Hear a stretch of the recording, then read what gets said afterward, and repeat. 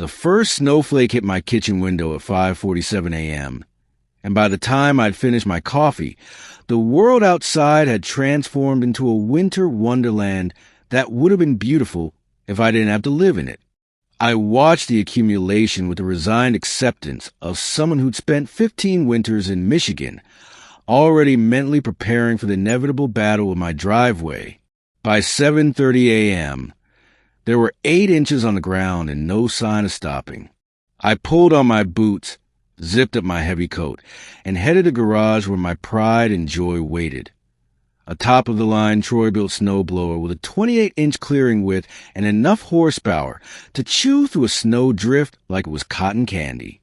I'd saved for 6 months to buy it, and every time I fired up that engine, I felt a ridiculous surge of satisfaction. The machine roared to life on the second pull, and I began the satisfying work of clearing my driveway. The snow arced through the air in perfect white plumes, and I'd made it halfway down the driveway when I noticed her. Karen Pemberton stood at the end of her driveway 3 houses down, arms crossed, watching me with a kind of intense focus that made my stomach drop. She was the president of our neighborhood's unofficial Homeowners Courtesy Committee, a title she'd given herself, and she took her role very, very seriously. I pretended not to notice her and continued working, but I should have known better. Within minutes, she was marching through the snow toward me, her designer winter coat somehow pristine despite the blizzard conditions. Excuse me. She waved her arms like she was guiding in an aircraft. I need to speak with you. I killed the engine, instantly regretting it. Morning, Karen. What can I do for you?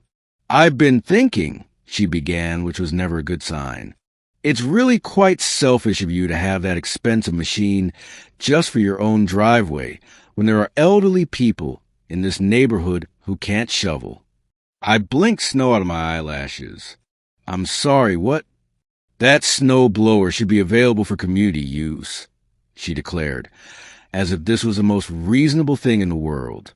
I'm proposing that you make it available to anyone who needs it. We could set up a schedule. I've already started a sign-up sheet. She actually pulled out a laminated piece of paper from her pocket. Laminated. She'd planned this. Karen, this is my personal property. I bought it with my own money. But it's about community spirit, she insisted, her voice taking on that sanctimonious tone that made my teeth ache. Mrs. Henderson is 78. Mr. Kowalski just had hip surgery. And you're just using it for your own driveway like some kind of, she searched for the word, hoarder. A hoarder? Of snow removal equipment. You know what I mean. I'm going to bring this up at the next neighborhood meeting. This kind of selfishness is exactly what's wrong with this community. Something snapped inside me. Maybe it was the early morning. Maybe it was the cold. Maybe it was the fact that this woman had complained about my lawn height, my Christmas lights, my garbage complacement, and now my personal property. You know what, Karen? You're absolutely right. Her eyes lit up with victory. I knew you'd see reason. I should be more community-minded. So here's what I'm going to do. I'm going to finish my driveway, and then I'm going to park this in my garage. And I'm not going to touch it again until you provide me with a written, signed apology for calling me selfish and a hoarder. Her mouth fell open. What? That's ridiculous. Is it? You just called me names and demanded I hand over my $1,000 equipment because you decided that's what I should do. No asking nicely. No offering to rent it or chip in for gas and maintenance. Just demands and insults. I was speaking for community. Did the community elect you to speak for them? Did Mrs. Henderson ask you to harass me? Or did you just decide on your own that you know what's best for everyone? Karen's face was turning an impressive shade of red. You're being completely unreasonable.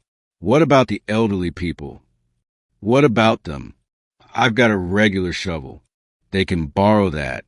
Or, you know what? You could shovel for them yourself. Get some exercise. Build that community spirit you're so worried about. I have a bad back. Convenient. I restarted the snow blower, the engine drowning out whatever she was shouting. I finished my driveway with meticulous care, making sure every inch was perfectly clear, while Karen stood in the snow screaming at me. I couldn't hear a word, and honestly, it was therapeutic. When I was done, I rolled the machine back into my garage and closed the door. The next 3 days were spectacular. The snow kept falling. Michigan winters are relentless like that, and every morning I'd wake up to find my driveway buried again. Each morning, I'd trudge out with my regular shovel and spend an hour clearing it by hand. It was exhausting. My back ached. My arms burned. And every single morning, Karen was outside with her own shovel, shooting me death glares as she struggled with her driveway.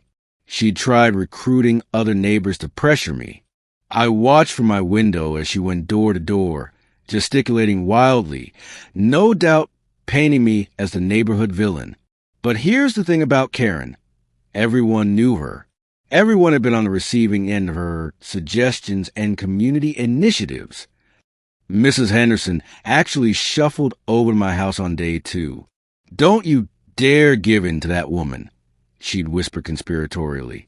She tried to tell me I couldn't have a bird feeder because it attracted vermin. Called my morning visits from cardinals a nuisance. You stand your ground, young man. By day 4, the neighborhood was buzzing. I'd become something of a folk hero to the people who'd suffered under Karen's reign of manufactured authority. Mr. Kowalski, who supposedly had hip surgery and desperately needed a snow blower, according to Karen, had apparently hired a plow service years ago and thought the whole thing was hilarious. On day 5, my doorbell rang. I opened it to find Karen standing there, looking utterly defeated. Her designer coat had salt stains. Her perfectly styled hair was hidden under a practical knit hat. She looked like she'd aged 5 years. "May I come in?" she asked quietly. I stepped aside, curious despite myself. She stood in my entryway, melting snow pooling at her feet, and pulled out a piece of paper, not laminated this time, just regular notebook paper with handwriting that looked like it had been done through gritted teeth. "I apologize," she read aloud, "for calling you selfish and hoarder. You have every right to use your personal property as you see fit. I should not have demanded access to your snowblower.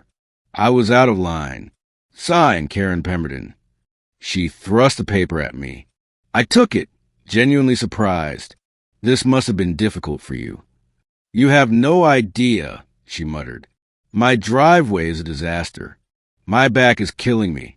And Janet Miller won't stop posting in the neighborhood Facebook group about accountability and treating people with respect. Are you satisfied?"